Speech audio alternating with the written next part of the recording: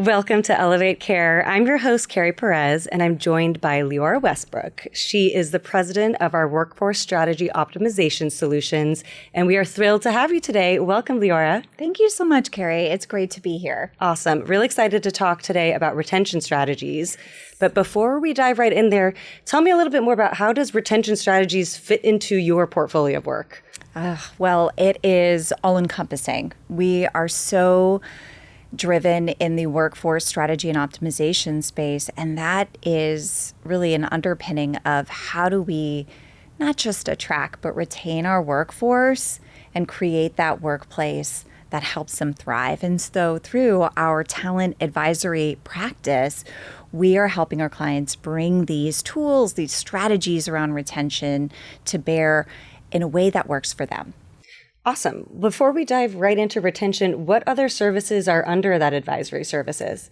Oh, goodness. We have quite a few. I need to first say that we have advisory happening today in so many different flavors.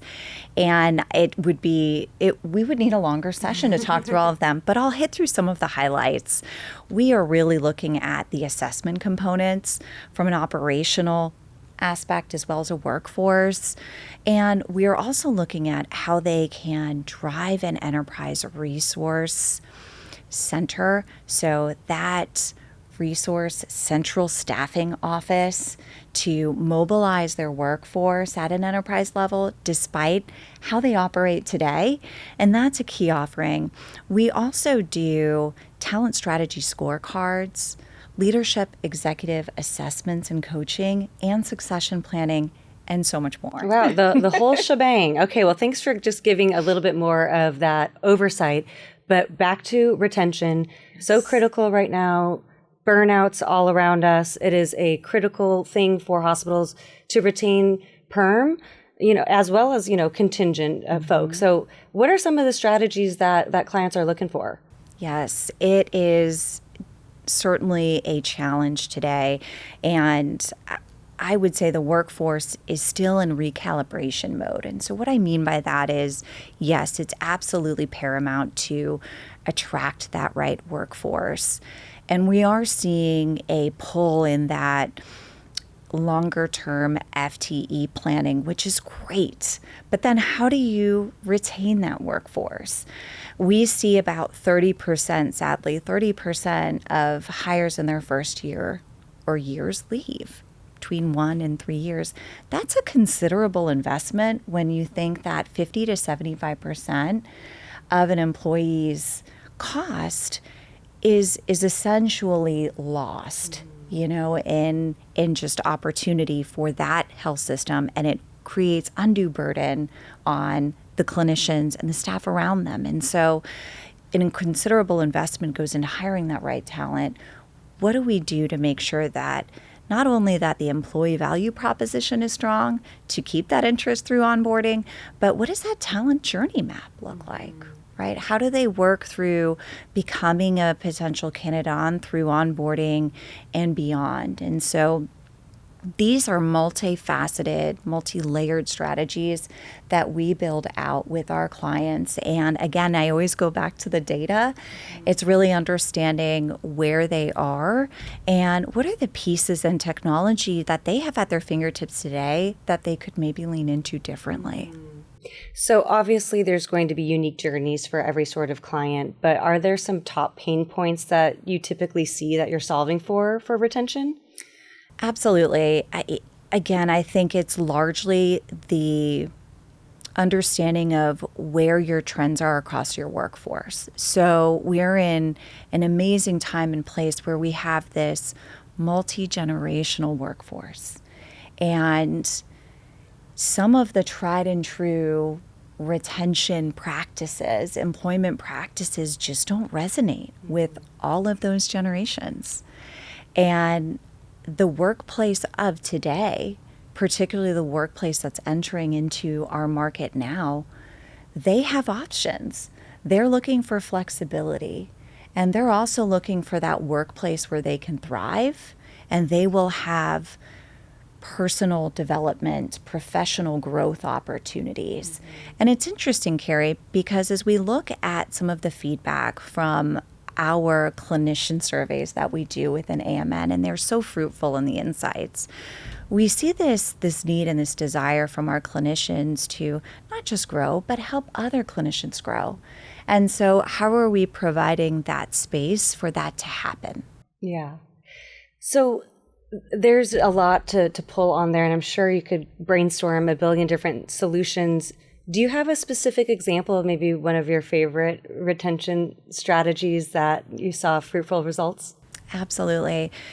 I think when we look at the attrition component and really identify where we have our biggest pockets, and then putting together that talent strategy to retain that workforce, the workforce in its totality, but also where we're seeing those pockets and why.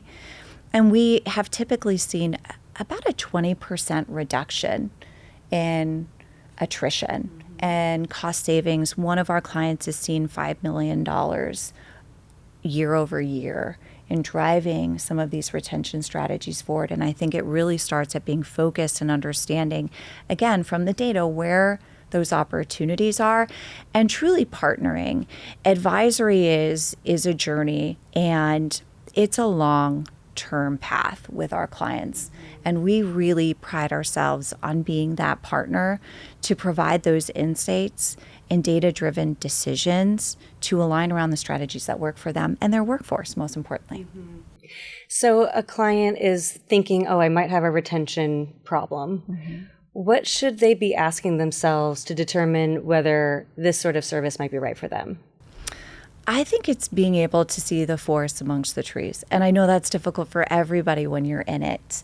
And so that's why it can be really powerful when you bring in our advisory practice. Our trusted advisors really look at the holistic framework of the workforce and help to uncover end to end. We talked a little bit about that talent journey mapping, as well as we have a talent acquisition operational assessment that allows us to see how are we bringing in talent and what does that process look like. Understanding what those KPIs are so powerful. Mm-hmm. And I think that's really where we see the most traction. Mm-hmm. Excellent. So is there anything you want to leave our listeners or viewers with that would be a key takeaway for them? Key takeaway, and I know this is not new news, but the workforce is different today. And you have to have strategies that you are consistently evolving, and you have to have the right structures, the right governance to manage those. And so through our advisory practice, it's not a point in time and walk away. These are paths to long-term sustainability and the understanding that that needs to evolve so that your workforce can be successful. Excellent. So if people wanted to learn more, where should they find out more about WSO and our advisory services? Absolutely. Well, I will ask, if I may, to include a link in our podcast video, and certainly reach out directly to me. I love to talk workforce strategy and optimization and talent advisory, so excited to continue the discussion. Awesome. So if you want to nerd out, call Leora. She's ready. Yes. Thank you so much for bringing this important solution to our listeners. Thank you for joining us today on Elevate Care. If you found this episode valuable, please consider sharing it with a colleague and subscribing to our show on your favorite podcast platform. You can learn more about this episode and our show on our website at amnhealthcare.com, and follow us on social media to stay updated on new episodes and the ever-changing world of healthcare.